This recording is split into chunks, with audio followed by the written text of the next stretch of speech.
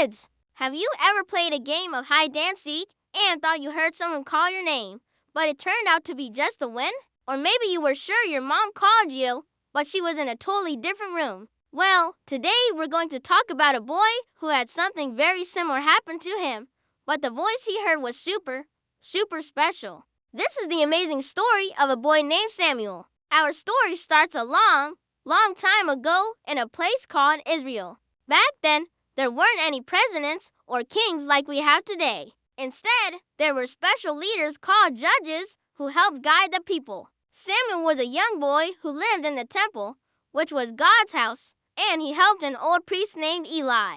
Eli was like a wise grandpa to Samuel. He was in charge of the temple, but his own sons weren't making very good choices. It was a time when not many people were listening to God, and it was very rare for God to speak directly to people. One night, after Samuel had finished all his chores, he went to bed. The big lamp in the temple was still burning brightly. Suddenly, in the quiet of the night, Samuel heard a voice call his name, Samuel. He sat up straight, thinking it must be Eli needing something. So, he jumped out of bed, ran to Eli's room, and said, "Here I am. You called me." But Eli, who was sleepy, looked at him and said, "I didn't call you, my son. Go back to bed." So, Samuel did. He snuggled back under his blankets and closed his eyes. A few moments later, he heard it again, a little clearer this time. Samuel. He was sure it was Eli this time. So, he got up again, went to Eli's room,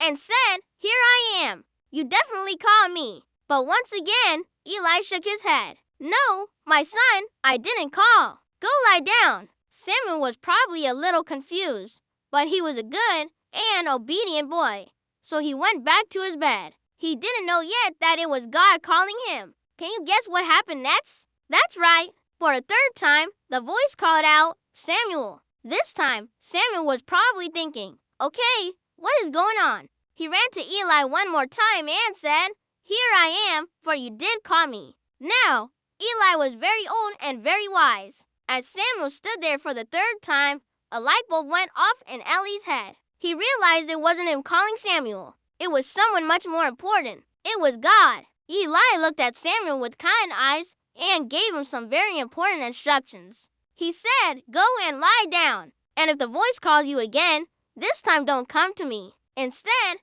I want you to say, 'Speak, Lord, for your servant is listening.'" Eli was being a wonderful mentor, like a good teacher or coach. He was helping Samuel understand how to talk to God. This was a huge moment. Eli was passing on his wisdom to the next generation. So, Samuel went back to his spot one more time. He lay down, but I bet he wasn't sleepy anymore. He was probably wide awake, his ears listening as hard as they could. And sure enough, the voice came again, just as before. This time it was right there, as if standing beside him. "Samuel, Samuel." Samuel's heart must have been beating so fast, but he remembered what Eli told him. He took a deep breath and said the special words, "Speak, for your servant is listening." And guess what? God spoke. God gave Samuel a very important and serious message. He told Samuel about the big changes that were coming to Israel, and about the consequences for Eli's family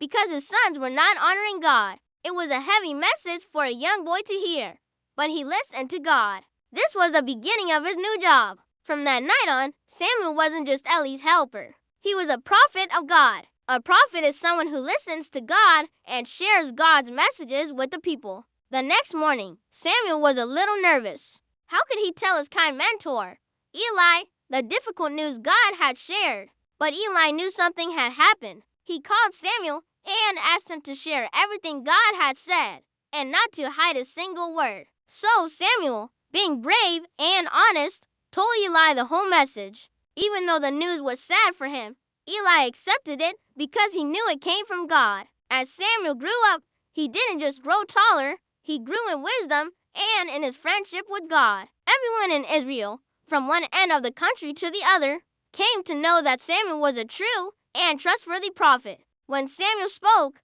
people listened because they knew he was sharing God's words. The Bible says that God was with Samuel and let none of his words fall to the ground. That means everything he said came true. Samuel's calling was a turning point for the whole nation of Israel. It was like a new chapter in their history book. He became the last of the great judges, helping to lead the people and bring them back to worshiping God. He even helped them choose their very first kings, a man named Saul and then another named David. Samuel helped unite the country and led them through difficult times, always pointing them back to God. He even started a school for prophets to teach others how to listen to God, just like Eli had taught him. So, what can we learn from this incredible story? First, we learn the importance of listening. Samuel had to learn to tell the difference between Eli's voice and God's voice. Sometimes, we need to be quiet and really listen to hear the good and right things we should do. Second,